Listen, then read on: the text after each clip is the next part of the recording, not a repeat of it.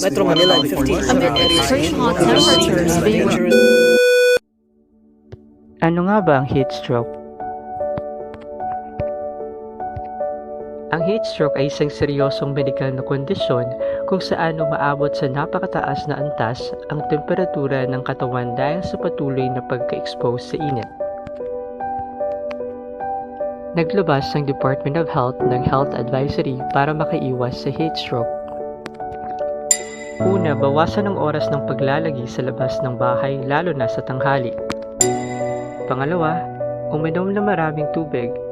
Iwasan ang pag-inom ng tsaa, kape, soft drinks, at alak. Pangatlo, magsuot ng malapad na sombrero at mahabang manggas na kasuotan kung lalabas ng bahay. Pang-apat, gawin ang mabibigat na gawain sa umaga o hapon kung kailan ang panahon ay malamig pa.